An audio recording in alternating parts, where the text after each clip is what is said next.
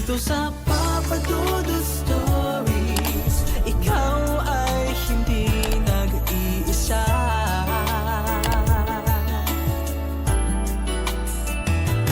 Dito sa Papa Dudut Stories, may nagmamahal sa'yo. Papa Dudut Stories. Papa Dudut Papa Dudut. Sa lahat po ng mga nakatutok ngayon, huwag pong kalimutan mag-like, mag-share at mag-subscribe. Maraming salamat po sa inyong lahat.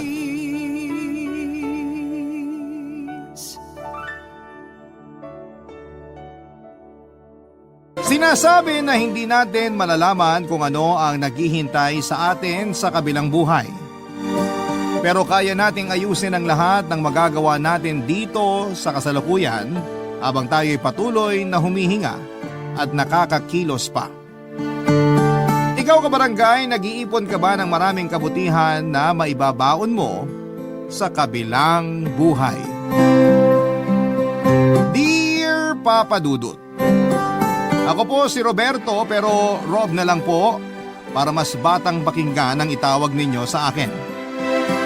65 years old na po ako sa ngayon pero yung kwento ko ay nangyari 6 na taon na ang nakakalipas. Kaya naman 59 lang po ako noon at hindi pa ako senior. Papadudot, aminin ko po noong 59 ako ay wala po akong girlfriend. Kaya masasabi ko na masakit man aminin ay matandang binata ako. Wala po akong girlfriend noon at aaminin ko po na hindi po ako nagka-girlfriend kahit na kailan. Noong bata po kasi ako ay binala kong pumasok sa seminaryo kaso ay hindi naman natuloy. Sa totoo lang po ay hindi ko na din matandaan kung bakit hindi natuloy. Kaso nga po ay nawala na sa isipan ko ang manligaw kasi akala ko talaga ay matutuloy ako. Hindi naman po ako kabilang sa tinatawag ngayon na LGBT pero hindi po talaga ako nakapangligaw. Wala namang kumwestiyon sa pagkatao ko noon. Ewan kung bakit, wala ata silang pakialam sa akin. Pero hayaan na natin. Ngayon pa ba naman sila magkwekwestiyon sa edad kong ito? Papadudot, mag-isa lamang akong nakatira sa isang condo unit na naipundar ko noong nagtatrabaho pa ako. Mag-isa lamang po ako pero hindi naman ako masyadong nalulungkot. Kasi araw-araw lumalabas ako sa park na malapit sa amin at nagja-jogging ako kaya may mga nakikita naman akong ibang tao. Nakikita ko lang sila pero hindi ko sila kaibigan. Isa lang po ang masasabi kong kaibigan ko, si Aljon. 30 years old siya noon at siya ang katabi kong unit kaya siya lang talaga ang naging kadikit ko. Mag-isa lang din na nakatira sa unit niya si Aljon. Pero wag niyo sana kaming pag-isipan kasi wala po kaming relasyon maliban sa pagiging magkaibigan. Straight na straight po si Aljon kahit mag-isa siya sa condo niya ay may girlfriend naman siya. Hindi tulad ko na wala talaga.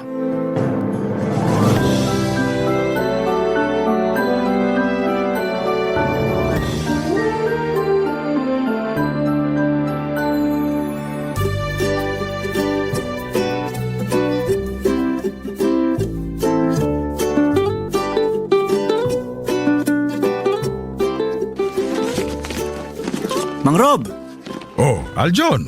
anong ginagawa nyo? Hinahanap ko yung susi ko. Saan nyo nilagay?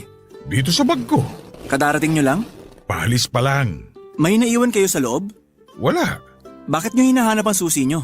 Ay, oo nga no. Palis pala ako. Hala, makakalimutin na kayo? Hindi, naguluhan lang ako. Pero hanapin nyo yung susi nyo, baka naiwan nyo nga. Ano ba naman akala mo sa akin? Kalalagay ko lang dito sa bag. Bakit may bag kayo? Ha? Bakit nga ba? Ay, ano ka ba? Mas naguguluhan tuloy ako. Palis ka ako. Magja-jogging kayo? Alam mo yan. Bakit may bag kayo? Pinagbabawal na ba? Ibig ko pong sabihin, dati naman hindi kayo nagdadala ng bag pag nagja-jogging eh. Dati yon. Iba na ngayon. Sobrang init. May dala kayong payong? Hindi ba mahirap mag-jogging pag nakapayong? Itong batang ito, may tama ka ba? Wala akong dalang payong, may dala akong tubig. Grabe kasi yung init, ang bilis makatuyo ng lalamunan. Kaso, mahihirapan kayong tumakbo ng may bag. Hindi naman ako tumatakbo, naglalakad lang ako. Ah, so walking lang ang ginagawa nyo. Mabilis naman ako maglakad kaya jogging na din yun. Walkathon. Alam mo, tanggapin mo na lang na jogging yung ginagawa ko. Huwag mo nang kontrahin. Binibiro ko lang naman kayo. Eh teka, Sabado ngayon di ba? Aba, alam nyo pa ang araw Oo naman, ano akala mo sa akin? Ang sinasabi ko, Sabado ngayon, bakit ka aalis ng bahay? May date ka? Aga ha? Hindi po. Susunduin ko si Mama. Saan galing? Sa bahay lang namin sa Batangas. Kasi ngayon ang araw na usapan namin na kukunin ko na siya dito. Ngayon na ba ang babangloksa ng tatay mo? Opo. Kaya maaga ako para nandun na ako bago magtanghalian. Maaga kasi ang padasal para kay Papa eh. Grabe, ang bilis ng panahon. Oo nga po eh. Ayos lang ba sa mama mo na ngayong araw mo sa susunduin? Siyempre una ayaw pa. Pero usapan namin yun eh. Hindi mo naman siya masisisi. Opo. Doon sa bahay namin sila nagsimula ng buhay mag-asawa. Doon na ako nabuo at hanggang sa mawala si Papa. Mahirap talaga yan. Kung ako ang mama mo, ganun din ang mararamdaman ko. Nakakatakot naman po yun. Ha? Ang alin? Kung kayo ang mama ko. Loko-loko ka talaga. Kasi naman paseryoso na kayo eh. Nasabi ko lang naman ang nararamdaman ng mama mo. Ayoko naman po na mag-isa siya sa bahay. Hindi naman ako pwede dun kasi mahihirapan ako sa trabaho. Kaya mas mabuti na dito na lang siya sa akin. Total, 2 naman ang kwarto. Mabuti ka pa. Mapupuna na ang bakanting kwarto sa unit mo. Yung sa akin, bakante pa rin. Eh di sunduin niyo din ang nanay niyo. Loko ka. 10 taon nang wala ang nanay ko. Gusto mo ba pagsundo ko sa kanya? Diyan ko papuntahin sa inyo? Mang Rob naman eh. Biro lang naman yung sa akin. Nananakot pa kayo. Oh, natakot ka no? Di na kayo mabiro. O siya, baka matraffic ka pa, hindi umaabutan yung padasal. Oo nga po. Sige po, ingat. Magkasabay na din naman tayong bababa, nagpapaalam ka na. Baka pagsakay natin ng elevator, magulat ka. Mang Rob talaga oh. Tara na nga.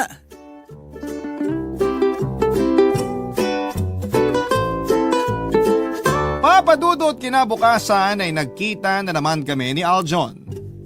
Ako dahil nga sa magja-jogging pero nagtaka ako kasi araw yon ng linggo. Babalik pala siya ng Batangas kasi may mga kailangan pa siyang balikan na mga gamit. Hindi nagkasya sa sasakyan niya ang mga bitbit niyang gamit ng mama niya. Ang dami daw gustong dalhin ng mama niya na puro importante dahil mga ala-ala daw yon ng papa niya. Para hindi na sila magkasamaan pa ng loob ay nangako na lamang si Aljon sa nanay niya na babalikan ng ibang gamit na siya na ang gagawa noon, Papa Dudut. Natatawa na lang din ako, Papa Dudut, at hindi ko pinagtatawanan ng mama niya ha. Natatawa ako doon sa sentimental value ng mga gamit niya. Likas na ata yon kapag nagkakaedad. Pero hindi ako. Kahit kasing edad ko ang mama ni Aljon na 59 years old din, ay walang nagiging sentimental value sa akin ang mga gamit ko. Kasi wala naman akong girlfriend. Matapos naming mag-usap ni Aljon ay hindi ko na pinatagal pa ang kumustahan namin para makalis na siya at makabalik kaagad. Ako naman ay dumiretso sa aking daily routine ng pag-jogging. Dapat 5 ikot ako sa park malapit sa building ng kondo namin. Pero sa unang pagkakataon ay napatagal ang pag-jogging ko. Napabagal ata ang paglalakad ko. Pero ginaganahan naman talaga ako noong araw na yon. Nagpahinga ako sa isang bench noong mapagod ako nang may matanaw akong isang babae. Hindi ko alam kung anong pumasok sa utak ko at kung bakit at papaanong nangyari na nilapitan ko ang babae na yon at nakipagkilala ko. Hindi ko maipaliwanag samantalang hindi ko naman gawain ang lumapit na lamang basta at makipagkilala, Papa Dudut.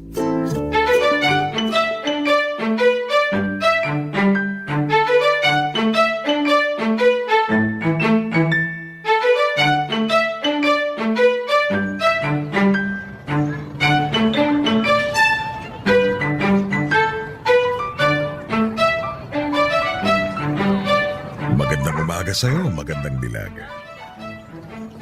Hindi mo ata ako nadinig. Magandang umaga, magandang dilag. Sino ka? Ako si Rob. Ano pakialam ko? Tinanong mo pangalan ko, hindi ba? Wala akong tinatanong. Ano ako, si Raulo? Oo, nagtatanong ka na naman. Ewan ko sa'yo May iniintay ka ba? Meron. Sino? Hindi sino, ano. Anong hinihintay mo? Hinihintay kong umalis ka. Saan naman ako pupunta? Subukan mo sa impyerno. Sobra ka naman. Pues, huwag mo akong guluhin. Okay. Bakit ka umuupo dyan? Bench ito, hindi ba? Ang dami naman doon, bakit dito pa? Mainit dun eh. Naiinitan ka? Sa hangin mong yan? Ako? Mahangin? Nagtanong ka pa. Hindi ako mahangin ha? Naiinitan ka? Oo. Maswerte ka. Bakit? Sinasanay ka na kung saan ka mapupunta pag natigok ka. Aray naman. Doon ka na kasi, nakita mo nang nandito na ako eh. Mrs. Pasita ba ang pangalan mo? Anong Mrs. Pasitang sinasabi mo dyan? Kasi pinapaalis mo ko. Tapos ang nakasulat dito sa bench ay donated by Mrs. Pasita. So, ikaw ito? Pilosopo ka ah. Gusto mong pagawan kita ng ganyan? Pagawa ng ano? Papagawan kita ng bato na may nakaukit na pangalan mo. Wala naman akong dinonate. Ako na nga magdodonate eh. Para hindi ka napagagawa ng pamilya mo. Sandali. Lapida yata sinasabi mo eh. Isulat mo na lang ang buo mong pangalan at kapanganakan. Ako na maglalagay ng kamatayan. Uwe, gusto mo lang malaman ang buo kong pangalan eh. Presko mo ah. Okay na yung presko, kesa mahangin. Isa lang ang suma nun. Mayabang ka. Mayabang agad? Bakit ka ba dito nang gugulo? Gusto mo ba lumipat tayo ng lugar? Bastos? Ang sinasabi ko, yung tindahan na yon. Para mailibre kita na maiinom. Kaya kong bumili. Nakakahiya naman. Sige, tubig lang ang sa akin ha. Ang kapal mo. Ano ba ang pangalan mo? Bakit ba? Para malaman ko. Nagpakilala na ako tapos ikaw, ayaw mo. Bakit? Sinabi ko ba magpakilala ka? Medyo suplada ka pala ha?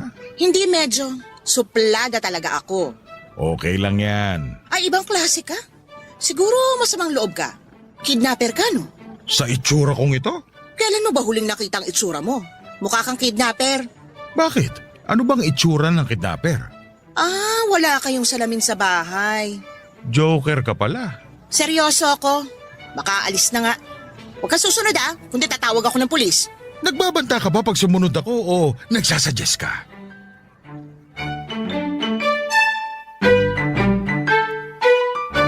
Papadudot, yun na ata ang pinakamasayang araw na uuwi ako galing sa pagja-jogging. Para akong paru-paro na nakalabas sa kukun. Huwag pala yun, Papadudot, kasi mabilis lang pala ang buhay ng isang paru-paro. Para pala akong pawika na nakalabas sa kanyang shell. Sa wakas ay nagkagusto rin po ako. Hindi ko alam kung ano ang pakiramdam ng nai-in-love, pero mukhang alam ko na noon. Na-in-love ako sa babaeng yon sa park, Papadudot.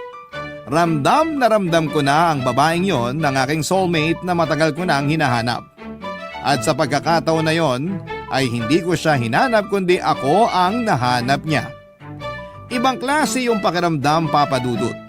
Pakiramdam ko ay bumalik ako sa high school at dinadamdam ko ang mga hindi ko naramdaman noon.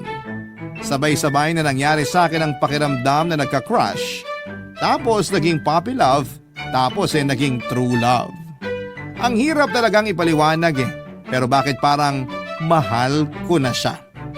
Hindi po ako nagsasalita ng tapos pero yun po ang nararamdaman ko at alam ko na siya na. Excited akong maibalita yon kay Aljon at siguradong matutuwa din yon para sa akin.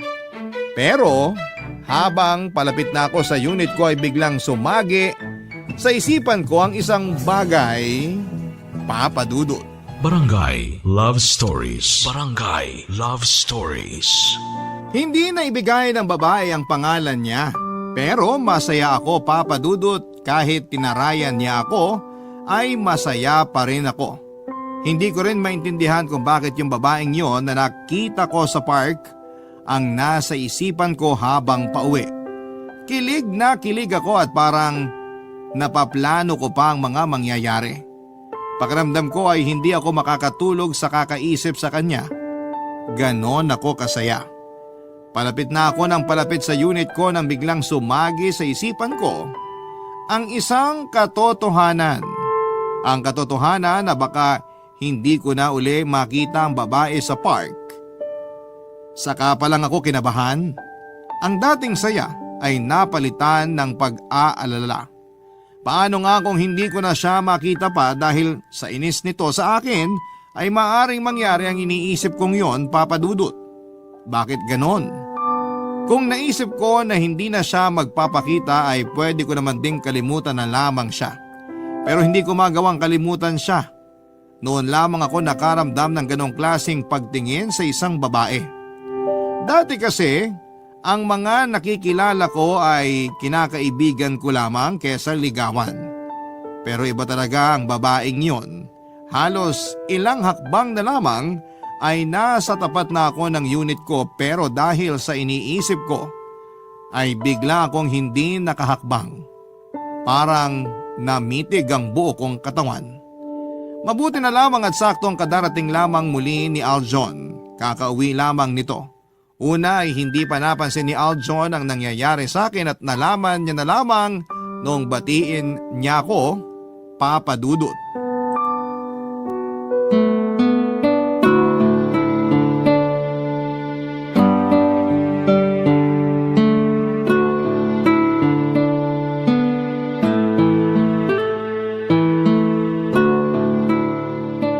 Mang Rob! Suplado? Uy, ano nangyayari sa inyo? Bakit namumutla kayo? Tara, dadaling ko kayo sa ospital. Hindi na. Ayos lang ako. Anong ayos? Namumutla kayo at parang ang tigas ng katawan nyo. Napagod ata ako. Kailangan ko lang magpahinga. Tara na ho, mabuti na yung sigurado. Hindi na. Ipasok mo na lang ako sa unit ko. Sigurado kayo? Oo. Akin na po susi nyo. Eto. Alin po ba dito? Yan yung nag-iisang pabilog ang ulo.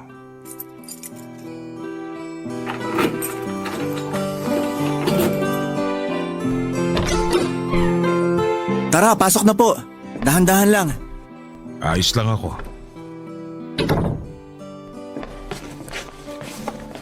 Ayan, maupo muna kayo. Salamat.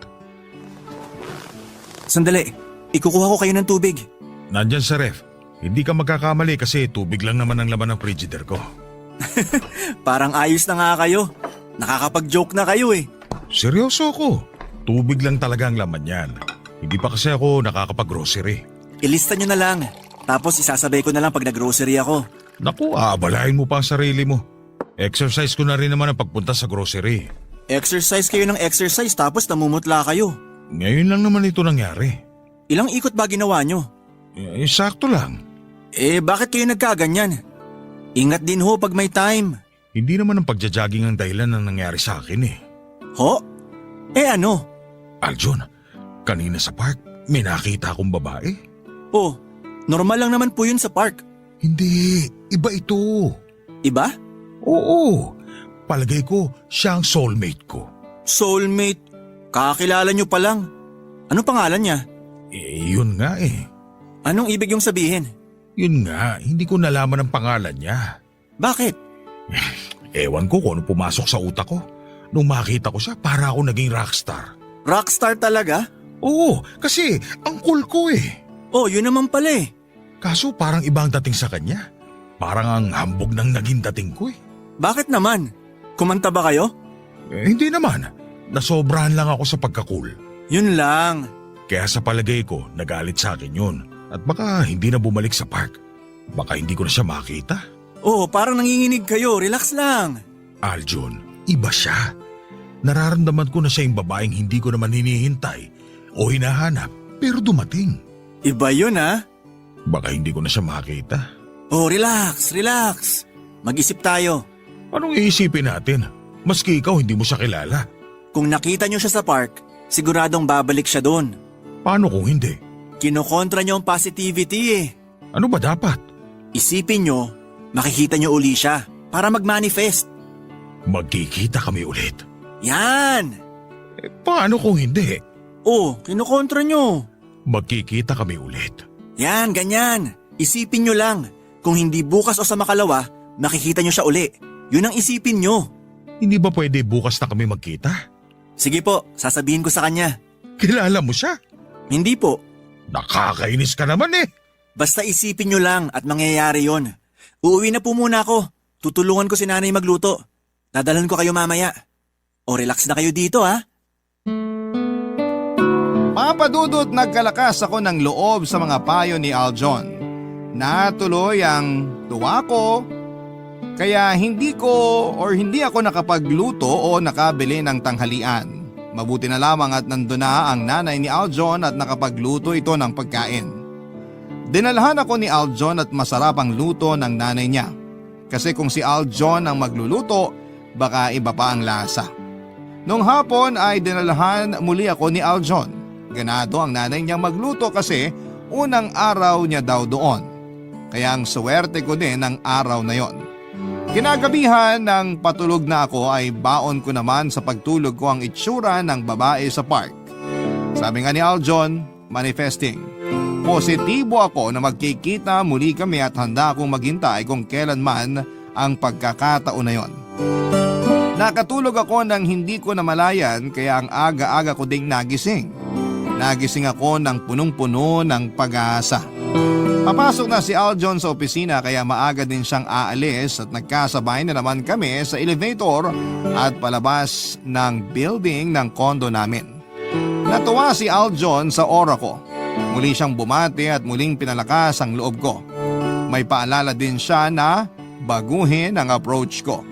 Dapat maging gentleman ako. Tama siya, kaya nagpasalamat ako. Walang paglagyan ng saya ko pagdating sa park ay hindi ako mapakali.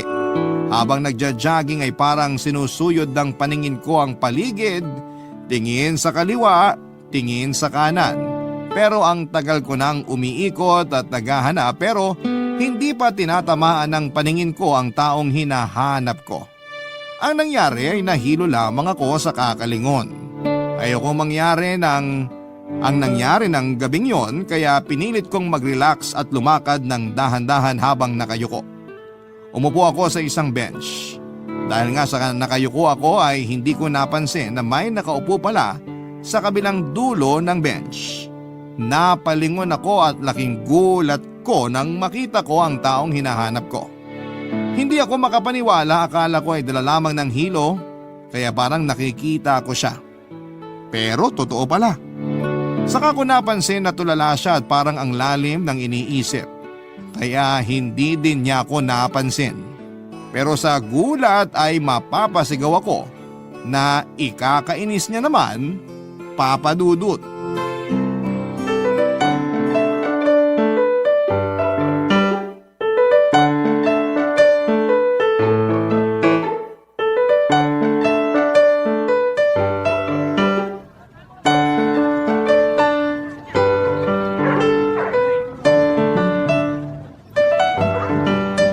Manifesting! Ano? Ay, sorry. Ano na naman ang kailangan mo? Anong manifesting ang sinisigaw mo? Totoo ka ba? Ikaw lang naman ang peke dito. Sorry ha. Sorry saan? Sa ginawa mo ng isang araw o dyan sa ginagawa mo ngayon? Pareho. Mabuti naman marunong ka palang mag-sorry. Nabigla lang ako nung nakaraan. Wow naman! 10 minuto mo akong binuwisit tapos nabigla ka lang? Inurasan mo? Ayan, nagsisimula ka na naman ha. Hindi, nagtatanong lang ako. Parang ang bilis kasi nating nagkausap nung araw na yun eh. So ngayon ang sinasabi mo, sandali mo lang ako binuwisit nun? Hindi naman. So matagal mo akong binuwisit? Ha? Oo, siguro. Hindi ka sigurado? Kung sasagot ka siguraduhin mo. Hindi yung ang dami mong palusot. Palusot? Ay basta! Pinatawad mo na ba ako? May nadinig ka na ba? Wala pa. Pues, edi hindi pa. Patawarin mo na ako. Pag-iisipan ko. Gusto mo, puntahan kita sa bahay mo at doon ako mag-sorry? Ay, wag na. Pinapatawad na kita. Ay, salamat. Subukan mo lang ulitin yung kayabangan mo at ewan ko na lang. Bakit? Anong gagawin mo? Kakasabi ko lang, ewan ko, di ba? Paano ako makakabawi sa'yo? Magsimula ka sa pananahimik. Gusto ko ng katahimikan. Oh, sige. Nananahimik ako tapos guguluhin ako tapos magyayabang? Paano ako makakapag-isip nun? Ano yon? Sabi ko tahimik, di ba? Pero ikaw yung may sinasabi. Maingay ako? Hindi. Ang ibig ko sabihin, baka naman pwede tayo mag-usap. Pangako, hindi na ako magiging presko. Oo nga eh. Nung nakaraan, habang init na init ang mga tao dito, ikaw lang ang presko. Sorry uli. Ano ba itatanong mo? Ha? Ay, meron. Ano nga? Una, ano bang... Sandali. Una? Ibig sabihin marami ang tanong mo? Konti lang naman. O siya, anong unang tanong? Anong pangalan mo? Skip muna tayo dyan. Doon muna tayo sa susunod na tanong. Anong PIN number ng ATM mo? 459003. Hala, bakit ko sinasabi? Ayan, napatawa na kita. Huwag kang kampante. Balik tayo sa unang tanong. Anong pangalan mo? Next question. Tagasan ka? Malapit lang dito. Yung pangalan ko sa kana. Kung gugustuhin ng pagkakataon na magkita ulit tayo, ibig sabihin, kailangan ko nang sabihin ang pangalan ko. Malay mo, bukas na yun. Ay, kailangan ko nang umuwi. Huwag kang susunod kung ayaw mo bumalik inis ko sa'yo, ha? Hindi, dito lang ako. Mag-iingat ka. Papadudot nang pinatawad ako ng babae sa park ay masaya na ako. Nadagdagan pa ang saya ko noong kinausap niya ako at habang iniisip ko ang usapan namin ay doon pa lamang sumagi sa isipan ko ang sinabi ng babae. Magkikita daw kami at malay ko daw kung kinabukasan yon. Sa pagkakaintindi ko ay parang sinabihan niya ako na pupunta uli siya doon sa park kinabukasan. Walang paglagyan ang saya ko pero sa pagkakataon na yon ay totoo na. May dapat na talaga akong ikasaya at hindi yon gaya ng dati na isang ilusyon lamang. Hindi ako tumayo kaagad sa kinakaupuan ko kasi baka pag tumayo ako ay makita niya at isipin niya na susundan ko siya at magalit na naman siya. Ayoko nang mangyari yon, papadudot, kaya nagpalipas ako ng ilang sandali sa bench kung saan ako nakaupo. Dahil sa saya ko ay halos 1 oras na pala akong nakaupo doon. At noong maisipan ko na ngang umuwi ay sobrang saya ko. Pagdating sa bahay ay inspirado ako kaya nagpatugtog ako na wala sa utak ko na may kapitbahay pala ako. Napakalakas pala ng pagpapatugtog ko. Nagulat ako nang may nagkakalabog sa dingding sa kabilang unit. Sumisigaw ito at galit dahil sa ingay. Agad kong hinanaan ang tugtog at sobrang hiya ay pumunta ako sa kabilang unit. Yon ang unit nila Aljon. Nahihiya man ay kinatuko ang pintuan, hindi ako pinagbubuksan. Kaya humingi ako ng pasensya sa labas. Biglang may sumigaw sa loob at umalis na raw ako sa tapat ng unit nila Papadudot. Boses babae yon. Mama ni Aljon at ang ibig sabihin ay wala si Aljon sa kanila dahil kung nandun yon ay nilabas na niya ako. Nakakahiya talaga, Papadudot. Barangay Love Stories. Barangay Love Stories. Papadudot, parang natabunan ng hiya ang kasayahan ko dahil sa nagawa ko. Ayaw kong labasin ang mama ni Aljon at naiintindihan ko naman at baka natutulog pa siya noong nagpatugtog ako ng pagkalakas-lakas. Hindi naman ako madalas na nagpapatugtog at paminsan-minsan lamang at yun ang unang beses na nakapagpatugtog ako ng sobrang lakas. Hindi ako mapakali, Papadudot, kaya doon lang ako pumwesto sa tapat ng unit ko at naglabas ako ng silya. Hihintayin ko si Aljon at gusto ko siyang makausap bago pa sila magkausap ng mama niya. Hindi naman sa magpapalusot ako, gusto ko lang sana na madinig niya na muna ang paliwanag ko bago sila magkausap ng mama niya. Sa wakas ay dumating na si Aljon at nakangiti agad ito at malayo pa lamang ako ay bumati na siya. Mas nahiya ako dahil baka masira ang araw niya sa sasabihin ko.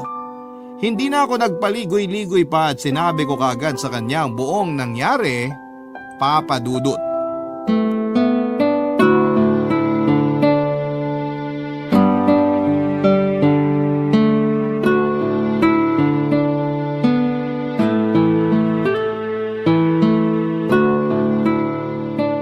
Mang Aljon, mabuti nandito ka na.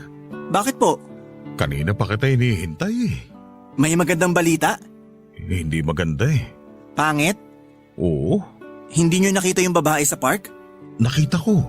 Ibig yung sabihin nagalit na naman sa inyo? Nagbaka-gentleman ba kayo? Oo, sinunod ko ang payo mo. Eh ano po nangyari? Hindi naman tungkol sa babae sa park ang sasabihin ko. Tungkol saan po?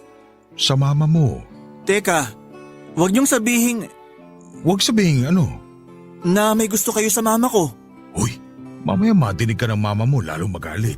Kung wala lang kayong nagustuhan na babae sa park, irareto ko talaga kayo kay mama eh. At least sigurado akong mabait kayo. Oo, iba kasi talagang nararamdaman ko sa babaeng yun sa park eh. Naintindihan ko naman po. Ang akin lang naman eh kung wala pa sana kayong nagugustuhan. Pasensya ka na. Nako, wala pong problema. Hindi ko po ipinipilit. Naiintindihan ko kayo. Salamat. Teka, ano pong tungkol kay mama yung sasabihin nyo? Tsaka may nasabi kayong baka lalo siyang magalit. Oo eh, Ano pong nangyari? kasi kanina sobrang saya ko. Nawala ko sa sarili ko. Pag uwi ko, nagpatugtog ako ng malakas. Hindi ko talaga sinasadya. Ayun, naistorbo ko mama mo, nagalit tuloy. Ano pong sabi niya? Wala, Wala siyang sinabi? Paano nyo na lamang nagalit? kinalabog niya yung dingding. Ewan ko kung anong gamit niya pero dinig na dinig ko sa unit ko eh. Pero hindi nyo siya nakausap? Hindi pa. Kahit nahihiya ako, pinilit ko kumatok sa pinto ninyo para humingi ng dispensa. Kaso hindi niya ako pinagbuksan. Sumigaw lang siya na lumayo daw ako sa tapat ng pinto ninyo. Nako, pasensya na kayo kay mama ah. Ako nga ang dapat na humingi ng pasensya. Naiintindihan ko naman kayo. May ganun talaga. Minsan nawawala tayo sa sarili natin. Kaya may nagagawa tayo na hindi sinasadya. Nahihiya ako sa mama mo. Kaya inunahan na kita para makapagpaliwanag kagad ako. Hayaan nyo, aayusin ko yun.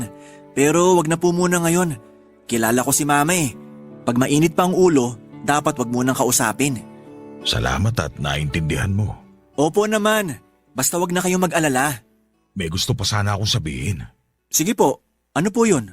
Nakausap ko na yung babae sa park. Talaga po? Nice! Effective yung payo mo na magpaka-gentleman ako. Sabi sa inyo eh. Yun nga lang, hindi ko pa din nakukuha ang pangalan at hindi ko alam kung saan nakatira. Napakailap niya ah. Oo nga eh.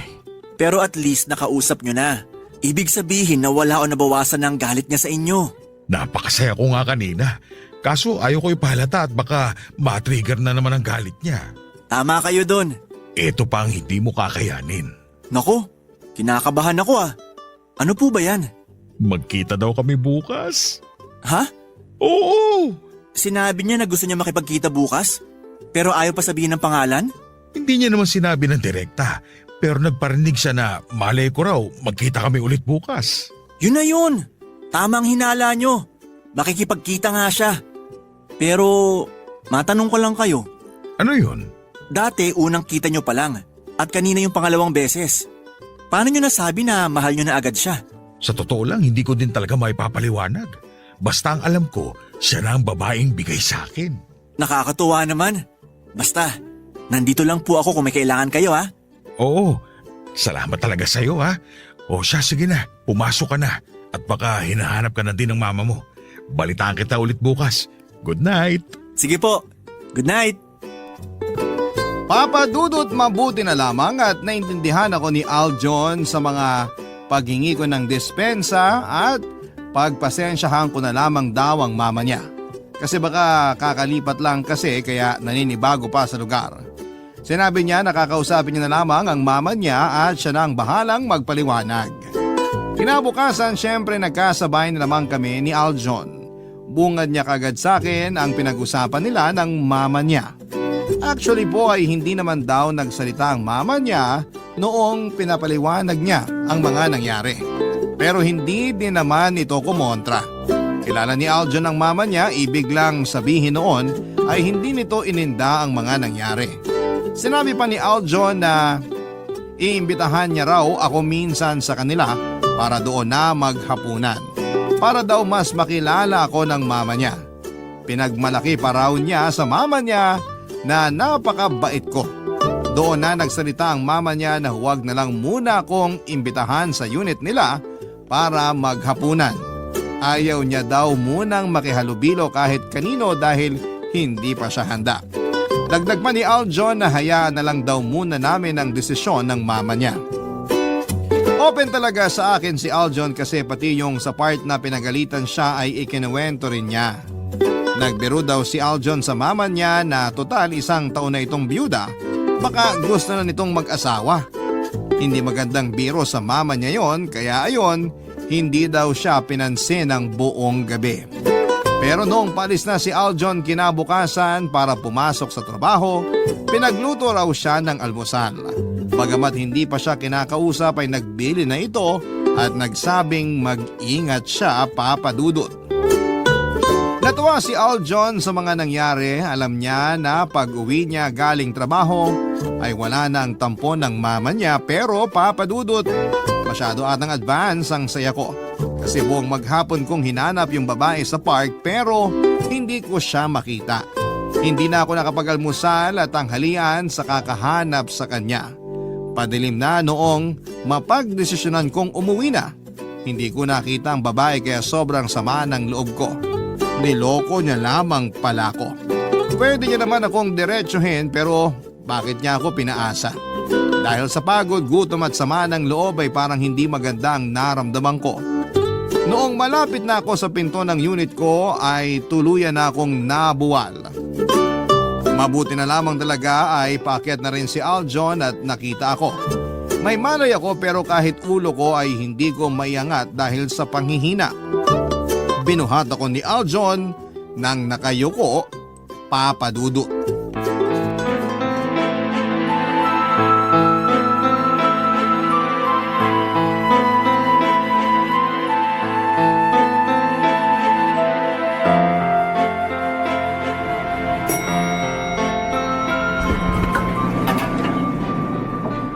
Mang Rob! Ano nangyari? Aljon, Sandali, dadali ko kayo sa ospital. nahihilo ako. Huwag na kayong magsalita. Hali kayo, bubuhatin ko kayo. Ayan. Dahan-dahan po. Anong nangyari? Hindi ko alam. Nakita ko siya nakahiga dyan sa hallway. Diyos ko, ano nangyari sa kanya? Ma, sandali. Itatakbo ko siya sa ospital. Sasama ko. Sige po. Aljon, Huwag muna kayong magsalita, Mang Rob. May sakit ba siya? Wala akong alam na sakit niya. Malakas naman siya eh. Kanina lang ang sigla niya eh. Nakayuko siya. Hindi ba dapat itingala siya? Baka nahihilo siya. Hayaan na lang muna natin siyang nakatungo. Ganun ba? Nahala, sige. Mang Rob, relax lang kayo. Siya ba yung kapitbahay mo? Opo, Mama. Kaibigan ko po siya. Bakit kanya ang suot niya? Nagja-jogging po kasi siya tuwing umaga. Pero gabi na. Ibig sabihin, hindi pa siya nagpapalit. Oo nga po. Ano bang nangyari sa inyo, Mang Rob? Dahan-dahan, Mang Rob. Isasakay namin kayo ni Mama sa kotse. Kumusta anak? Kaya mo ba siya? Opo, Ma. Naku, ano kaya nangyari sa kanya? Mang Rob, isasakay na namin kayo sa loob ng sasakyan, ha? Dito na ako sa likod, aalalayan ko na siya. Okay po, Ma. Aljon, Nandito po ako. Rob? Kilala mo na si Mang Rob? ikaw? Nagkakilala na kayo? Bakit mo ko niloko? Sabi mo, pupunta ka sa park. Sandali, naguguluhan ako. Siya yung babae sa park. Si Mama? Oo, Pasensya ka na. Hindi kita niloko. Pupunta talaga ako sa park. Kaso, nagkasamaan kami ng loob ng anak ko kaya hindi ako makakilos ng maayos. totoo ba yan? Oo. Si Mama yung babae sa park? Kasasabi ko lang, di ba? Ibig sabihin, Ma, lumalabas ka na rin pala? Hindi ko po kina-question ang paglabas nyo, ha? Gusto ko nga mamasyal kayo at hindi magmukmuk sa unit kapag pumapasok ako, eh. Sa park kasi, nakakapag-isip din ako. Hanggang makilala ko nga itong makulit na matanda na ito. Grabe ka naman sa matanda. 59 lang ako. 59 na din si Mama. Huwag ka nang sumagot dyan. Mag-drive ka na lang. Opo. Siguro naman ay sasabihin mo na ang pangalan mo. Cindy. Jacinda, pero Cindy na lang. Ikinagagal akong matinig ang pangalan mo, Cindy. Mang Rob, ayos lang kayo? Anong nangyayari sa'yo? Malapit na po tayo sa ospital. Hindi ko na yata kaya. Hindi na yata ako aabot sa ospital. Huwag ka nga magsalita ng ganyan. May gusto lang akong hilingin bago ako mawala. Tumigil ka nga, hindi ka mawawala. Gusto kong sabihin sa'yo. At sa harap ng anak mo ang nararamdaman ko. Mahal na mahal kita. Bago man lang ako mawala, sana'y sagutin mo ako. Ano ba naman yan, Rob? Anong sagot mo? Oo na, sinasagot na kita. Salamat. Matatahimik na ako. Huwag kayo magsalita ng ganyan. Eto na, papasok na tayo sa parking ng ospital. Rob! Papa Dudut, obvious naman na hindi talaga ako namatay. Kasi eto at nailalahad ko pa ang kwento namin. Na-over-fatigue lamang ako at ang sabi ng doktor ay magpahinga lang daw ako ng maayos. Kaya matapos ang overnight sa ospital ay pinauwi na ako. Dahil sa wala akong kasama sa bahay ay binabantayan ako, hindi ni Aljon. Noong papasok na siya sa trabaho ay pinalitan naman siya ni Cindy. Sobra ang pag-aalaga sa akin ni Cindy. Hindi siya yung babae sa park na masungit at suplada.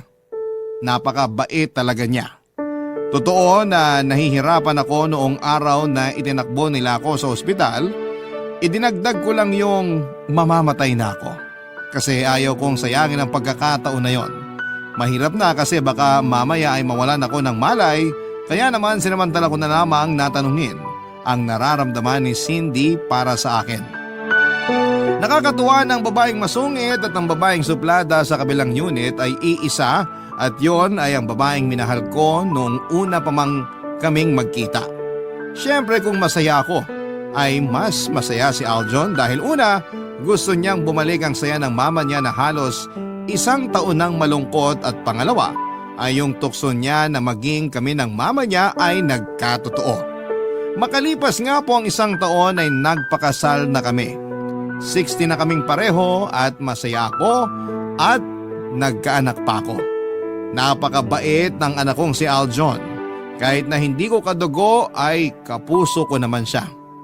6 na taon na kaming magkasama ni Cindy sa ngayon, madalas pa rin akong mag-jogging pero kasama ko na ang aking stage wife. Kasi konting pawis ay pupunasan niya na kaagad ako at pag napapansin niya na napapagod ako ay papaupuin niya ako at paiinumin ng tubig. Spoiled ako, Papa Dudut, at masaya ako sa itinatakbo ng buhay ko. Hindi ko din naman pinigilan na dumalaw si Cindy sa sementeryo at sinasamahan ko siya. 6 na taon na kaming masayang dalawa at minsan nga ay sinasabi ko kay Cindy na magtampuhan naman kami para maiba naman. Naiinis na lamang siya tuwing gumaganon ako sa kanya. Salamat po, Papa Dudut, sa pagbasa sa masayang kwento ng pag-ibig ko at nawa marami pa kayong kwento ng mga kabarangay natin na maitampok sa Barangay Love Stories. Nawa patuloy na manguna ang Barangay LS 97.1, ang inyong forever kapuso at kabarangay, Rob. Ang buhay ay maiwaga, laging may lungkot at saya. Sa Papa Dudut Stories, laging may karamay ka. Mga problemang kaibigan, dito ay pakikinggan ka. Sa Papa Dudut Stories, kami ay iyong kasama. Dito sa Papa Dudut Stories, ikaw ay hindi nag-iisa.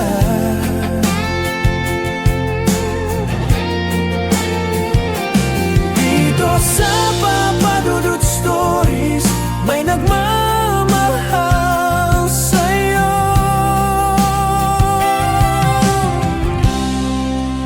Papa Dudut Stories,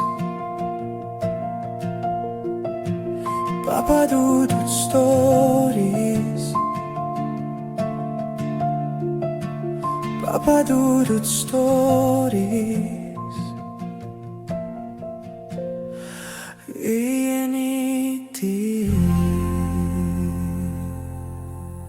Dito sa Papa Dudut Stories, ikaw ay hindi nag-iisa.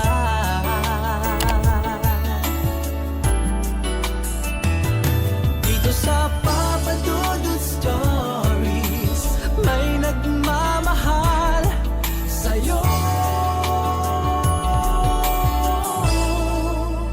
Papa Dudut Stories, Papa Dudut Stories. Sa lahat po ng mga nakatutok ngayon, huwag pong kalimutan mag-like, mag-share at mag-subscribe. Maraming salamat po sa inyong lahat.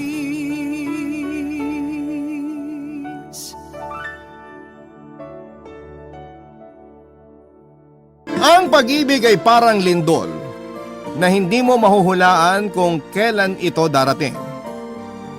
Kaya dapat anumang oras, saan mang lugar ay lagi kang handa sa pagdating nito. Ikaw kabarangay, naranasan mo na bang umibig sa taong hindi mo inaasahan? Dear Papa Dudut, Old Maid, Bachelor Girl, and BSB. Yan karaniwan ang tawag sa akin ng mga tao. Never pa kasi ako nagkaroon ng karelasyon. Pero kahit na ganoon ay masaya naman ako sa buhay. Masaya ako dahil kontento na ako sa anong meron ako ngayon. Ang kailangan ko na lamang gawin ay i-maintain ito na siya namang nagagawa ko. Ako nga pala si Ivy, 30 years old. Kahit malapit nang mawala sa kalendaryo ang edad ko, ay hindi ako nagpapadala sa pressure ng mga ito. Kahit marami na ang nagsasabi sa akin na kailangan ko na raw mag-asawa dahil tumatanda na ako ay wala akong pakialam. Kahit paulit-ulit akong ikinukumpara sa mga kaidaran ko dahil may kanya-kanya na silang pamilya, ay hindi ako naaapektuhan nito, Papa Dudut. Okay na ako sa buhay ko ngayon dahil mababaw lang naman ang kaligayahan ko. Masaya na ako na kasama ang photocards at light sticks ko. Masaya na ako na kasama ang pusa ko. Buo na ang mga araw ko dahil nabili ko na ang inaasam kong latte machine, TV na may sariling subwoofer at sariling message or massage chair. In short ay kontento na ako sa buhay ko, Papa Dudut. Dahil nabili ko na ang mga bagay na gusto kong bilhin. Na-achieve ko na ang ilan sa mga goal ko sa buhay. Stable na ang financial, mental, and emotional well-being ko. Kaya kahit na ano pang sabihin nila tungkol sa inaamag kong love life, ay hindi ko ito kailangan, Papa Dudut.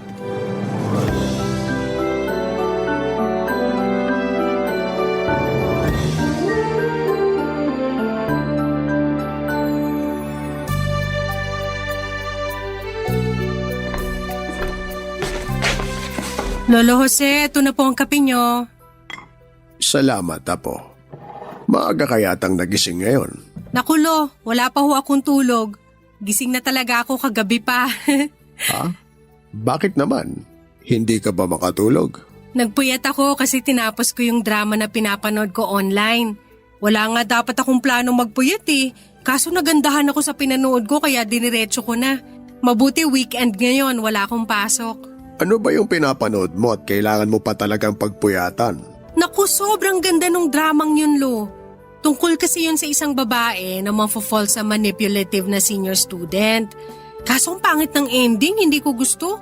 Sayang lang yung puyat ko. Ang hilig mo talaga sa mga ganyang palabas, ano? Doon na lang ako kinikilig eh. Bakit ba kasi ayaw mong maghanap ng nobyo? Para ikaw naman mismo ang gumawa ng sarili mong kwento. Naku, wag na po. Masayang ang oras ko dyan. Sa panahon ngayon, mahirap na maghanap ng matinong relasyon. Para kang naglalaro ng claw machine. Akala mo panalo na pero biglang bibitaw yung premyo. Sayang yung pera. Sayang yung effort. Ang malala, pinaasa ka pa. At least sa mga dramang pinapanood ko may happy ending. Ayaw mo man lang bang subukan? Sinubukan ko na po yan dati kaso masyadong boring. Tsaka nakakatamad makipagkilala sa mga tao. Paano yan? Di tatanda kang dalaga niyan. Hindi ba mas masaya yun, Lo? Walang stress. Solo ko ang buhay ko. Wala akong kahati. Pero wala ka rin katuwang. Kapag may problema ka, kapag kailangan mo ng masasandalan, kapag gusto mo ng kausap, wala kang maaasahan kasi mag-isa ka lang. Madali lang naman po ang solusyon dyan eh. Sanay na akong sinusolo ang problema ko. Kapag kailangan ko naman ng masasandalan, nandyan naman mga kaibigan ko. Kausap, marami niyan sa internet. Pwede ka pa nga makipag-away doon. Kung sakali bang may dumating na lalaking nakalaan sa'yo, anong gagawin mo? Siyempre, entertain ko siya. Lo, hindi porket hindi ako naghahanap ng love life, ibig sabihin ayoko na. Ayoko lang maghanap, pero kung may darating, di good, di ba? Kung wala, okay lang din. Makapag-asawa man ako o hindi, walang problema sa akin kasi masaya na po ako. Kung diyan ka masaya, sige, susuportahan kita. Salamat, Lo. Mabuti pa kayo, malawak ang pangunawa nyo. Yung ibang kamag-anak natin, sobrang insensitive. Tanong ng tanong kung kailan daw ako ikakasal, kung may anak na ba ako o kung nakahanap na ba ako ng boyfriend. As if naman may iaambag sila sa buhay ko. Sabik lang sila para sa hinaharap mo. Siyempre, nakita ka naming lumaki, tumanda, nagkaisip. Gusto ka rin naming makitang dumaan sa mga pinagdaanan namin.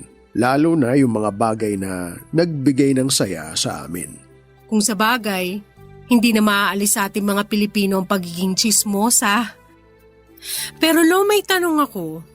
Paano mo naman malalaman kung yung dumating na tao para sa'yo, siya na talaga yung nakalaan para sa'yo? May clue ba? Or bahala na, ganon? Lahat naman ng dumarating sa buhay natin, nakalaan eh. Nasa atin na lang kung paano natin yun aalagaan. Katulad na lang ng lola mo. Nung dumating siya sa buhay ko, naging magkaibigan kami. Niligawan ko siya, inilagaan, kalaunan, inasawa. Nagsama kami ng matagal hanggang sa bawiin siya ng Diyos sa atin. Kung ilalaan mo para sa sarili mo yung taong dumating para sa'yo, yun na yung clue na sinasabi mo. Nasa tao yan, wala sa tadhana. Ang lalim nun ah. Kasi ang totoong pag-ibig, nanggagaling yan sa kaibuturan ng puso mo. Kaya naman pala na in love sa inyo si Lola eh. Kasi napakamatalinhaga niyo magsalita. Ang galing! Pwede na kayo maging resource speaker niyan. Ay, ito talaga nga po ko. Pero tatandaan ko po yung mga sinabi niyo, Lo. Pero papadudot kung gaano katahimik ang buhay ko ay kabaliktaran naman nito ang buhay ng best friend kong si Lorene. Batchmates kami sa college ni Lorene at doon kami unang naging magkaibigan. Naging teacher siya sa isang private high school samantalang ako ay isang volunteer nurse naman. Noong nagkaroon ng bakanteng trabaho sa eskwelahan na pinagtatrabahuhan niya ay hinikayat niya akong mag-apply bilang school nurse doon. Sa kabutihang palad ay nakuha naman ako at simula noon ay sa parehong lugar na kami nagtatrabahong dalawa. Si Lorene ang tipo ng babae na habulin ng mga manliligaw. College pa lamang kami ay hindi na mabilang ang suitors nito. May taglay kasi siyang ganda na nakaw tingin. Kapag nakakasalubong mo siya, mapababae ka man o lalaki ay mapapasulyap ka talaga sa kanya. Para siyang pinaghalong Max Collins at Heart Evangelista. Pero simple lang ang datingan.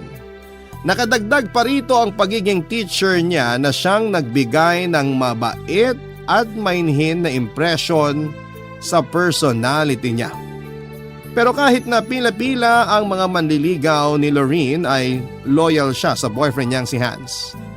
5 years na silang magkasintahan noon at saksi ako kung paano umusbong ang pag-iibigan nilang dalawa. Yun nga lang, sa pagtagal ng pagsasama nila ay nakita ko rin kung papaano unti-unting nawala ang init ng kanilang pagsasamahan.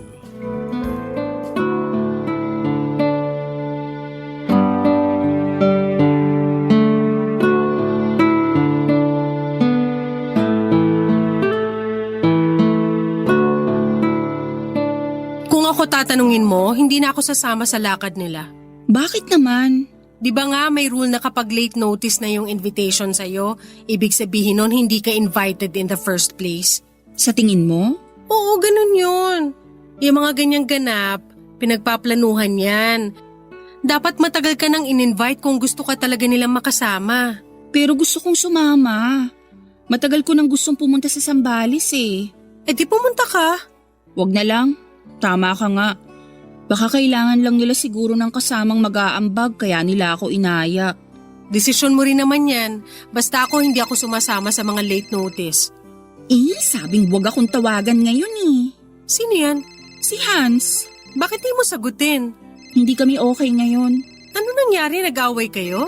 Sabi ko sa kanya, kailangan kong magpahinga kaya wag muna niya akong tawagan. Ang kulit! Kanina pa tawag ng tawag. Magpahinga? Eh nandito ka sa labas ngayon kasama ako. I mean, magpahinga sa isa't isa. Oh my gosh, nag-cool off kayo? Parang gano'n na nga. Bakit? Parang nawawala na ako ng gana sa kanya eh. Paano? Anong ibig mong sabihin na wala ka ng gana? Ayaw mo na sa kanya? Alam mo yung feeling na nagsasawa ka na? Yung parang ayaw mo na? Ganon yung nararamdaman ko kay Hans ngayon. Hala, hindi mo na ba siya mahal? Hindi ko alam. Basta ang alam ko lang, iba na yung pagtingin ko sa kanya, hindi na tulad ng dati.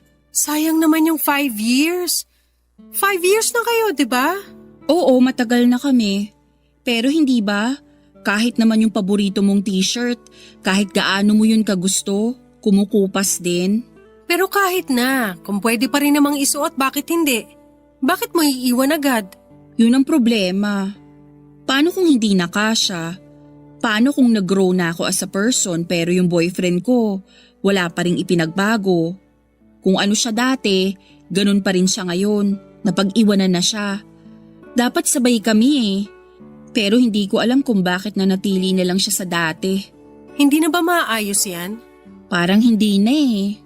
Matagal ko nang sinusubukang ayusin pero wala pa rin. Pagod na ako. So ano yun, pagising mo isang araw, ayaw mo na sa kanya? Hindi naman yun overnight decision eh. Mahabang panahon din yun. Parang kandila na naubos na lang. Ganun. So wala na talagang chance. Wala na yata. Pag-usapan nyo na lang muna yan. Oo, gagawin ko yun.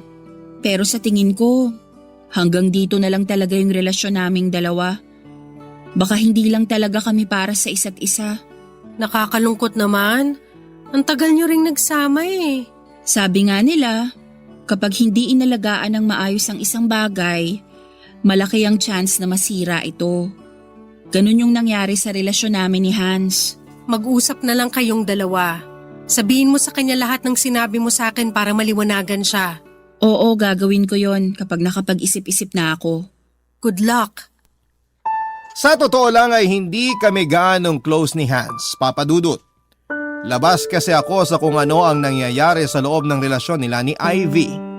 Tuwing lumalabas sila ay hindi ako sumasama kahit na invited naman ako. Ayoko kasing maging chaperone o extra sa isang date dahil kaya ko namang kumaing mag-isa sa labas. May times na nakakasama kami ni Han sa mga important event sa buhay ni Lorraine tulad ng birthday at mga holidays. Pero malimit lang din kaming mag-usap na dalawa. Para kasing magkaiba kami ng aura ni Hans. Hindi naman po sa ayaw ko sa kanya, Papa Dudut. Hindi lang talaga kami magka-vibes, kaya tuwing nagkakausap kami ay puro small talks lamang kaming dalawa. Saka ko na lamang nalalaman ang lahat kapag nag-o-open na sa akin si Lorraine sa mga problema nilang magkasintahan. Kahit na walang experience, ay pilit naman akong nagbibigay ng payo sa best friend ko. Kahit papaano ay ayokong maging bias sa relasyon nila at kung may mali si Lorraine ay sinasabihan ko talaga siya. Yun nga lang, sa pagkakataong yun ay mukhang naubos na lang talaga ang pagmamahal ni Lorraine sa boyfriend niya. Hindi ko inaasahan na kaya niyang tapusin ang 5 taong relasyon ng ganun lang, Papa Dudut.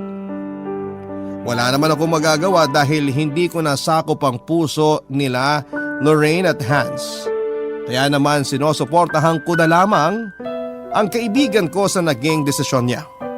Mabilis din namang nakapag-move on si Lorraine. Ang problema ay si Hans ang nahirapang tanggapin ang mga nangyari. Dumating nga noon sa punto na kahit na hindi kami close ay ako ang nilalapitan ni Hans para humingi siya ng tulong. Barangay Love Stories. Barangay Love Stories. Kung ako ang tatanungin ay gusto ko rin naman pong isalba ang relasyon nila Lorraine at Hans, Papa Dudut. Hindi naman ako bitter sa pag-ibig katulad ng iba dyan. Kaya sinubukan kong bigyan ng advice si Hans sa mga dapat niyang gawin. Desidido din kasi talaga ang binata na habulin ng kanyang ex.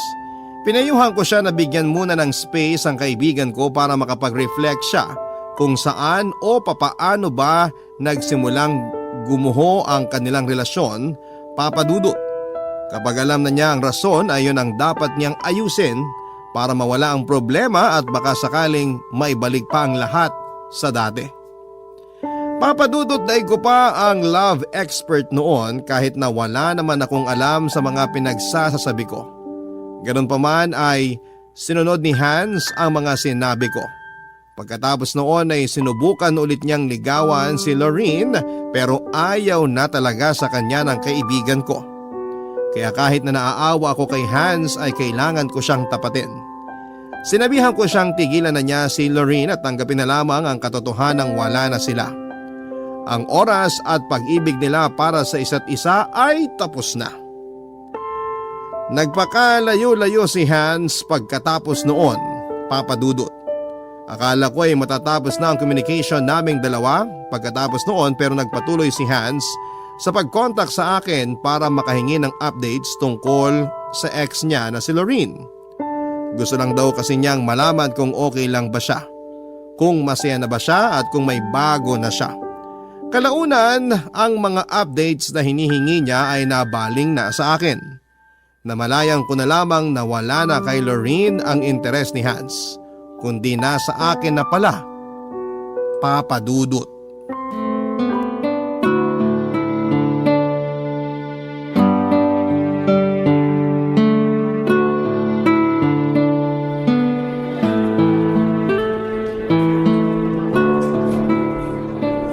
Ivy! Oh, Hans! Anong ginagawa mo rito?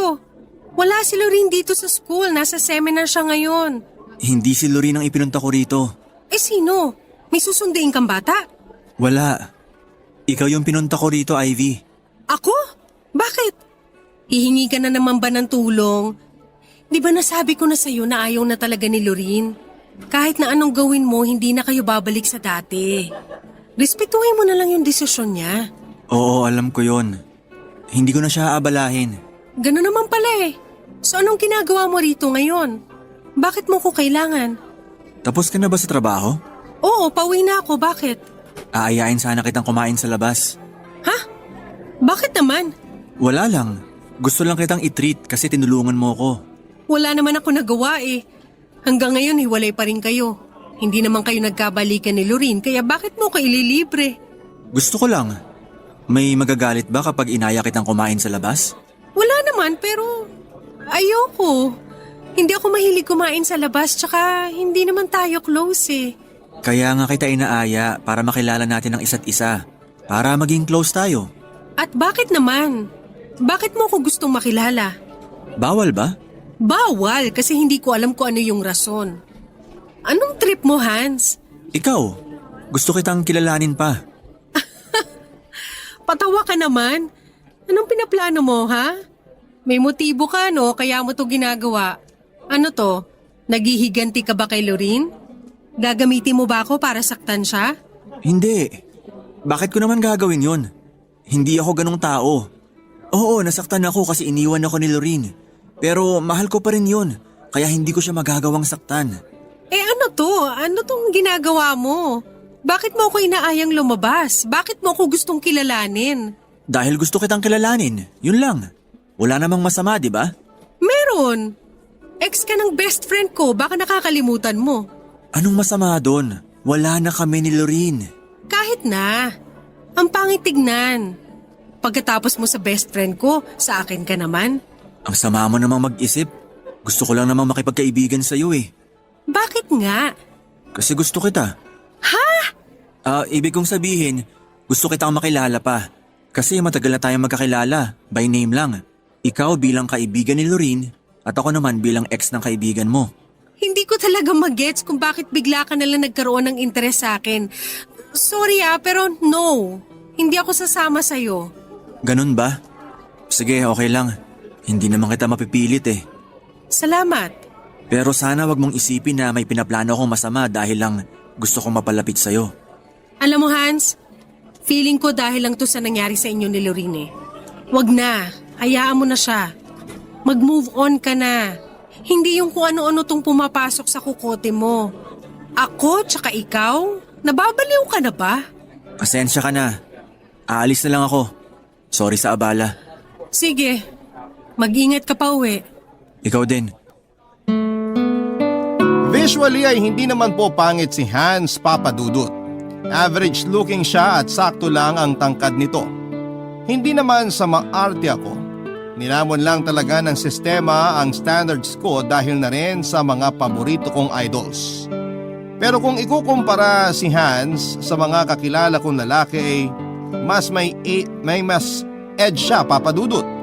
Professional looking kasi siya at malinis ang kanyang itsura. Marunong siyang makihalubilo at kaya niyang magbasa ng sitwasyon.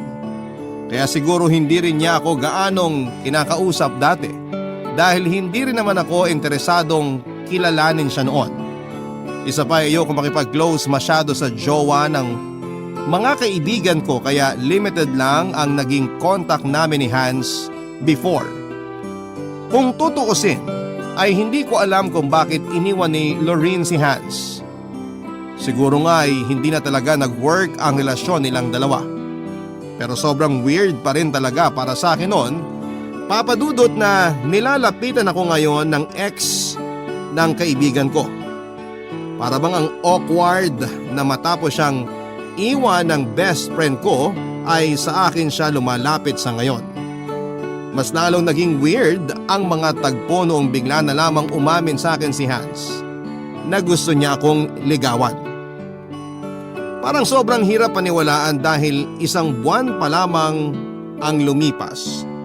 Nung hirap na hirap siyang bitawan si Lorene tapos ay biglang gusto na niya kaagad ako. Mula kay Lorene na ala Max Collins papunta sa akin na parang isinuka lang ng lupa. Hindi ako naniniwala na magugustuhan ako ni Hans noon. Kahit nga sa imagination ay nagki-cringe ako, Papadudut, at aminado naman po ako na hindi ako kagandahan.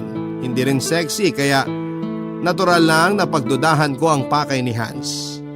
Ang ginawa ko na lamang ay nag-report ako kay Lorene at sinabi ko sa kanya ang lahat.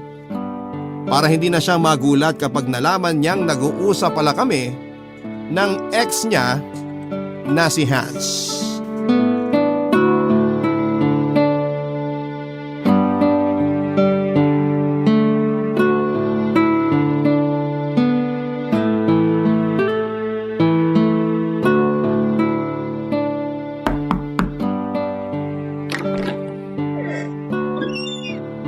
Ivy, hindi ka pa uuwi? Pauwi na. Ililigpit ko lang tong piniprint kong report. Pasok ka muna. Para saan yan? Yung report sa mga severely wasted na bata. Tinitignan nila kung may improvement ba simula nung nag-start yung klase. Okay. Antayin na kita para sabay na tayo umuwi. Sige. Habang nandito ka, may sasabihin pala ako sa'yo. Ano yun? Tungkol kay Hans. Hans na naman? Tapos na ako sa chapter na yan. Nasa moving on process na ako. Actually, patapos na nga eh. Kaya ikaw, mag-move on ka na rin dapat. Ay, walang mag-move on kasi hanggang ngayon, kinukulit ako ng ex mong yun. Talaga? Akala ko ba ni-real talk mo na siya? Di ba sinabihan mo na siya na tigilan na ako? Oo, Tinigilan ka na niya. Tanggap na raw niya na ayaw mo na sa kanya. O gano'n naman pala eh. Bakit ka pa niya kinukulit? Kasi gusto niya akong ligawan. Ano? Nililigawan ka ni Hans? Wala talaga nakakatuwa dun. Hindi nga. Totoo ba? Oo nga. Inaya nga niya akong kumain sa labas last time eh. Sabi niya gusto raw niya akong kilalanin. Gusto niya makipagkaibigan sa akin. O anong sabi mo? Sabi ko ayoko kasi unang-una ex mo siya. Pangalawa, hindi ko siya gusto. Ano naman ngayon kung ex ko siya? Wala na kami. Tapos na kami ni Hans. Kaya pwede na niyang ligawan kahit sino ang gusto niyang ligawan. Kahit na. Di ba nga may unwritten rule na bawal jowain ng ex ng kaibigan? Para lang yun sa mga taong better. Maganda naman yung naging hiwalayan namin ni Hans eh. Kaya kung gusto kanyang ligawan, sino naman ako para pagbawalan siya o ikaw? Basta, ang weird kasi. Kung nagdadalawang isip ka dahil sa akin, wag. Wag mo akong isipin kasi okay lang yun sa akin. Kung gusto mo siya at kung gusto ka niya, bakit ko naman kayo pipigilan? Siyempre bilang kaibigan susuportahan din kita. Hindi mo yata narinig yung sinabi ko na hindi ko siya bet. Sa ngayon, pero kapag nakilala mo siya, malay natin kung mabetan mo siya. Hindi yun mangyayari. Ano ka ba, Ivy? Oras na rin siguro para bigyan mo ng pansin yung puso mo. Kakalawangin yan, sige ka. Kung makikipagrelasyon man ako, mas maganda na sa ibang tao, hindi sa ex mo. May rason kung bakit kayo naghiwalay, dun palang red flag na. Naghiwalay kami kasi hindi kami para sa isa't isa. So kami para sa isa't isa, yun bang gusto mong sabihin?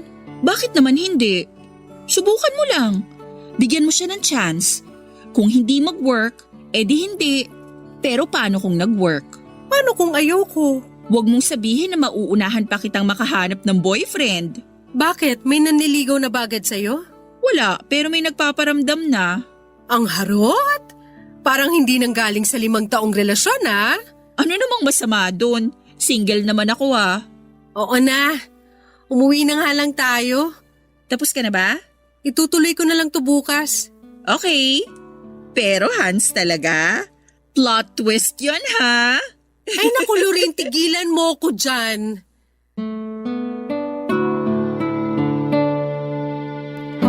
Papadudot kahit na pumayag si Lorene sa panliligaw ni Hans ay hindi pa rin nagbago ang isip ko. Ayoko kay Hans at never ako nagkaroon ng feelings para sa kanya. Mas lalong mahirap na maging kami dahil ex siya ng kaibigan ko at alam kong may rason kung bakit sila naghiwalay. Ayaw kong maranasan ang naranasan ni Lorene kahit na alam kong maayos naman ang naging hiwalayan nilang dalawa. Tahimik na ang buhay ko noon kaya ayaw ko nang guluhin ito sa pamamagitan ng pakikipagrelasyon. Alam kong problema lang ang dulot ng love life kaya hard pass ako doon, papadudot. Pero kahit na ipagtabuyan ko si Hans ay hindi niya ako nilubayan. Sobrang haba nga ng hair ko dahil hinahabol ako ng isang lalaking katulad niya. Malas lang niya dahil masyado na akong maraming napanood na pelikula para magets kung anong habol niya. Parang gusto lamang niya akong gamitin para saktan ng best friend kong si Lorene at hindi ko gagawin yon. Hindi ako magpapagamit dahil alam ko ang worth ko. Hindi ko na nga po noon pinapansin ang mga chat at tawag ni Hans. Ilang beses din niya akong dinalaw sa trabaho pero pinagtataguan ko siya, papadudot. Nagpapadala pa nga siya noon sa akin ng cards at bulaklak na siya namang kinainggitan ng mga kasamahan ko sa trabaho. Maging si Lorene nga ay pinupush na niya ako na subukan ko raw na humarot kahit ngayon lang pero ayoko talaga, papadudot. Hanggang sa isang araw ay bigla ko na lamang nabalitaan na nahulog daw si Hans mula sa 3rd floor ng apartment building kung saan siya nakatira. Barangay Love Stories. Barangay Love Stories. Mag-isa lamang si Hans na naninirahan sa apartment niya, papadudot. Ang buong pamilya niya ay nakatira sa probinsya. Pero kahit na ganoon ay nagtaka pa rin ako dahil sa dami ng kaibigan niya. Ako ang tinawagan noong gabing isinugod siya sa ospital. Ayon sa nurse na nakausap ko ay number ko raw ang ibinigay ni Hans. Alam ko na si Lorene lamang ang tanging pamilya na itinuturing ni Hans sa Maynila. Kaya noong naghiwalay sila ay mag-isa na lamang siya at wala na sigurong ibang malapitan maliban sa akin. Dahil naawa naman ako ay pinuntahan ko siya, Papa Dudut. Nagtamo ng bale sa magkabilang braso si Hans dahil eto daw ang unang tumama sa konkreto. May tama din siya sa ulo at galos sa iba't ibang parte ng katawan niya. Pero wala naman daw siyang masyadong injury na nakuha. Gusto ko sanang sabihan si Lorene sa nangyari kay Hans pero naisip ko na hindi na niya kailangan pang malaman ito. After all ay tapos na silang dalawa. Mabuti na lamang at wala akong pasok nang nangyari ang aksidente kaya nabantayan ko si Hans ng gabing yon. Dahil na rin sa pagiging nurse ko kaya minabuti kong manatili sa tabi niya kahit na hindi naman kami close na dalawa. Tungkulin naming mag-alaga ng tao at yon ang ginawa ko, Papa Dudut. Walang halong mali siya. Pagkagising ni Hans ay saka na lamang niya kinuwento sa akin kung papaano siya nahulog mula sa kanyang bintana, Papa Dudut.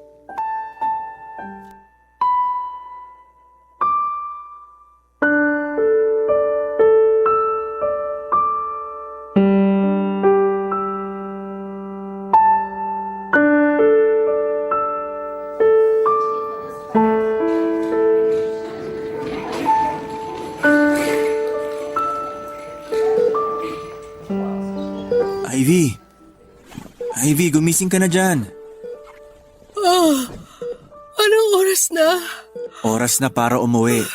May pasok ka pa bukas, diba? Wala akong pasok bukas. Ininom mo na ba yung gamot mo? Hindi pa. Paano ko gagawin yun? Di ko maigalaw tong parehong kamay ko. Sandali lang, nasa na ba yung gamot mo? Nandito, sa may side table. Amin na. Dapat kanina mo pa to ininom eh. Sorry, hindi ko na namalayan yung oras. Hindi na kita ginising. Alam ko naman na pagod ka eh. Oh, inumin mo na to. Eto, tubig. Salamat. Hindi pa kaya ako pwedeng umuwi? Inaantay pa nila yung result ng mga test na ginawa sa'yo. Kailangan nilang siguruhin na wala kang internal injury. Kailan naman kaya ako makakauwi? Kung wala namang severe na nangyari sa'yo, baka bukas pwede ka nang pauwiin. Sana nga. Hirap matulog dito sa ospital eh. Maya't maya kang ginigising ng mga nurse. Dapat lang. Ganyan ang trabaho namin. Marami kaming pasyenteng binabantayan 24/7. Kaya kahit pagod na or inaantok, kailangan ka nilang i-check. Ang swerte ko naman. May personal nurse ako. Pasalamat ka, mabait ako ngayon. Salamat. Kasi pinuntahan mo ako kahit hindi naman tayo close. Ako yung tinawagan eh. Tsaka alam ko naman na wala kang pamilya rito. Naawa ko kaya pinuntahan na kita. Ano ba kasi yung nangyari? Paano ka nahulog? Ang sabi sa akin ng nurse, intoxicated ka raw. Nagiinom ako nun sa apartment. Nang mag-isa? Oo. Wala akong maaya eh. Wala naman akong ganong kaibigan para ma-invite ng biglaan. Tapos nahulog ka dahil sa kalasingan. Hindi ako nahulog. Walang aksidente na nangyari. Eh ano? Tumalon ako. Ha? Tumalon ka? Bakit naman? Huwag mo sabihin. Parang wala naman na akong purpose sa buhay eh. Sobrang lungkot ko ng oras na yon. Pakiramdam ko kahit mamatay ako, wala naman makakami sa akin. Narealize ko lang na sa mga pagkakataong ganon, wala man lang ako malapitan. Oo, may mga kaibigan ako pero may sarili rin naman silang buhay. May sarili silang problema. Hindi naman na ako bata para i-babysit nila. Alam mo ba yung pakiramdam na wala kang karamay sa mga oras na ganon? Ang pangit. Sobrang saklap. I'm sorry, hindi ko alam na may pinagdadaanan ka pala. Huwag kang mag-sorry. Wala ka namang kasalanan eh. Tsaka hindi naman ako humihingi ng simpatsya. Pero sorry pa rin kasi hindi rin maganda yung ginawa ko sa'yo na ipinagtulakan kita palayo. Okay lang yun. Karapatan mo naman yun. Akala ko nga noon matatapos na lahat eh. Pero parang ayaw pa akong kunin ni Lord. Kaya sabi ko sa kanya, sorry kung nagawa ko yon. Sorry kung bumigay ako agad-agad. Alam mo, pwede mo naman akong lapitan kapag nakakaramdam ka ng ganon. Di ba nga ikaw na mismo nagsabi hindi tayo close? Tsaka nakakahiya rin kapag inabala pa kita. Kung buhay na ang pinag-uusapan, hindi ako magdadalawang isip na samahan ka. Oo, ayaw kita nung una, pero ngayong alam ko na kailangan mo lang naman ng kasama, ng karamay, hindi ko naman ipagkakait yun. Totoo ba yan? Ibig bang sabihin nito, pwede na tayo maging magkaibigan? Sige, try natin. Wala namang masama. Salamat, Ivy. Salamat talaga. Hindi ko alam Papa Dudut pero ng time na yon ay bigla akong naawa kay Hans. Para siyang bata na naghahanap ng kasama. Dahil sa sitwasyon niya ay kinailangan niyang dumepende sa ibang tao dahil wala naman siyang ibang kasama sa buhay ay hindi ko maiwasang mahabag sa pinagdadaanan niya. Kaya naman ako na lamang din na nag-volunteer na tulungan siya hanggang sa gumaling ang buong katawan niya. Isa pa ay nurse ako at may sinumpaan kaming tungkulin. Alam kong malaki ang maitutulong ko sa mas mabilis niyang pagaling. Pagkatapos ng trabaho ay nagpupunta ako sa apartment ni Hans para ipagluto siya ng pagkain para sa dinner nito. At para na rin tulungan siyang magbihis at maligo. Minsan, pinagluluto ko rin siya ng breakfast at lunch para sa susunod na araw pero kapag busy ako ay nag-o-order na lamang siya online. Kapag may mga emergency siya ay ako ang tinatawagan niya. Ako na rin ang bumibili ng mga gamot niya at nagpapalit ng mga gasa sa mga sugat niya. Papa Dudut, mahigit 1 buwan ding naging gano'n ang setup naming dalawa ni Hans. Hanggang sa nasanay na akong kasama siya. Unti-unti ay nakilala ko ang totoong ugali ni Hans. Mabait siya Papa Dudut, makulit, moody pero kahit nagtatampo ay masunurin naman siya. Hindi ko inaasahan na sa mga oras na nagkasama kaming dalawa ay dahan-dahan ding na-develop ang feelings ko para sa kanya.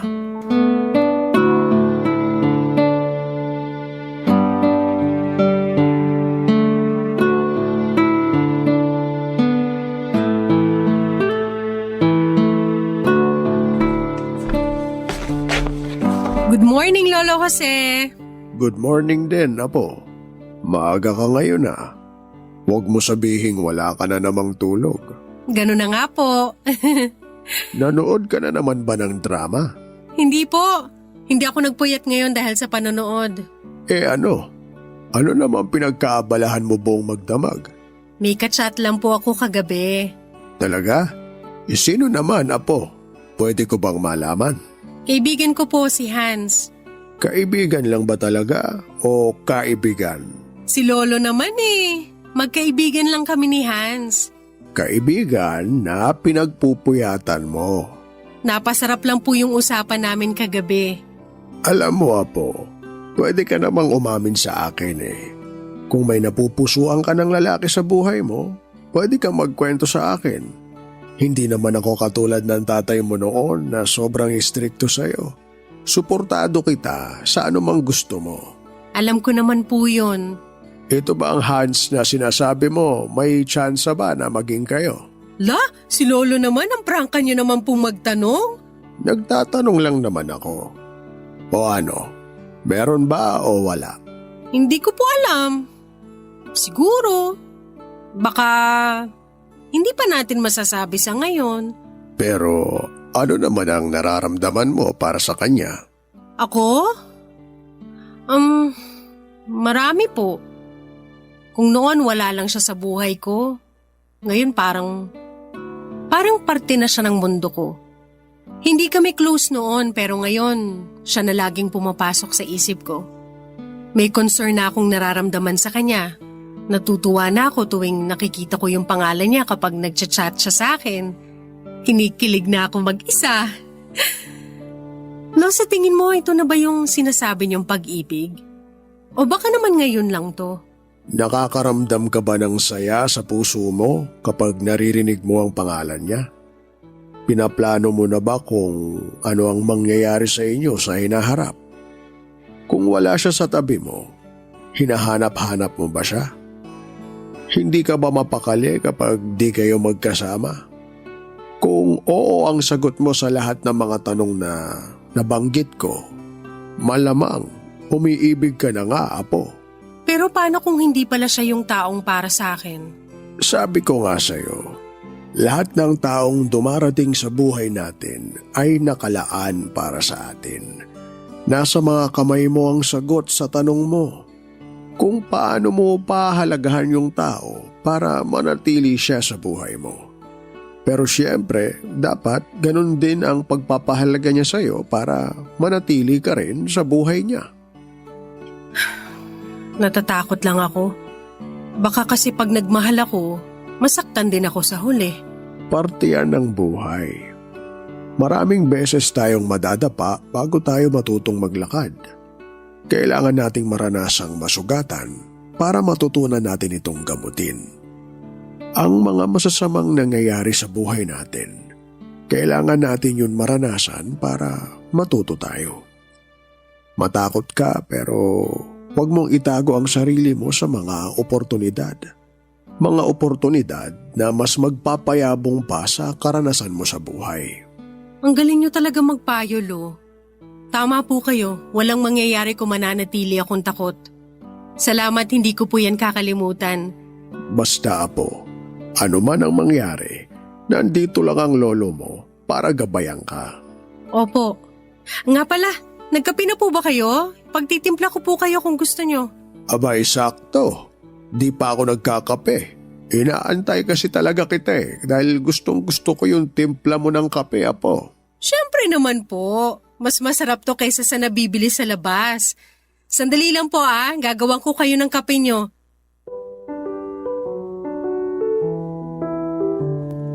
Papa Dudut, never na pumasok sa isipan ko na magkaroon ako ng feelings para kay Hans. Nung una ko siyang nakilala bilang boyfriend ni Lorene ni isang emosyon, ay wala po akong naramdaman para sa kanya. Pero noong nagkaroon na kami ng personal connection ay doon ko lang nalaman na marami pala siyang tinatagong katangian na magugustuhan ko rin kalaunan. Sa paggaling ni Hans ay nagpatuloy ang pagkakaibigan naming dalawa. Tumagal ang friendship namin yon hanggang sa dumating kami sa puntong seryoso na talaga kami sa mga nararamdaman namin para sa isa't isa. Nagkaaminan kami at dumaan sa proseso ng courtship hanggang sa sinagot ko na nga siya, Papa Dudut. Noong nalaman ni Lorene na kami na ni Hans ay walang bahid ng bitterness ang pagsuporta niya sa aming dalawa. Masaya na rin kasi si Lorene sa love life niya noong panahong yon, kaya naman hindi na issue sa kanya kahit na sa akin napunta ang ex niya. Ang mahalaga ay walang agawang nangyari. Walang siraan, walang awayan. Nagsara ang mga pinto ng kusa at nagbukas ang mga bagong pinto para sa aming lahat. Papadudot kong kontento na ako noon sa buhay ko ay mas kontento na po ako sa ngayon dahil isang blessing ang ibinigay sa akin ni Lord. Kahit na hindi ko naman po ito hinihiling. Sa pagdating ni Hans sa buhay ko ay marami akong mga bagong experiences na nasubukan. Marami po akong goal, Papadudot, na gustong tuparin. At ang mga plano ko para sa future ay hindi na lang para sa akin kundi para sa aming dalawa ng boyfriend ko. 2 years na kami ni Hans sa ngayon, Papadudot, at masaya akong ibalita sa inyo na nananatiling masaya at matatag ang samahan naming dalawa. Dito na po nagkatapos ang aking love story. Ang inyong forever kapuso at kabarangay, Ivy. Ang buhay ay maiwaga, laging may lungkot at saya. Sa Papa Dudut Stories, laging may karamay ka. Mga problemang kaibigan, dito ay pakikinggan ka. Sa Papa Dudut Stories, kami ay iyong kasama. Di sa Papa Dudut Stories, ikaw ay hindi nag-iisa.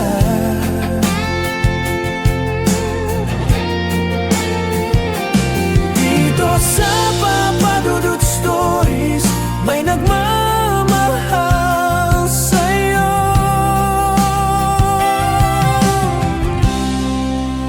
Papa Dudut Stories,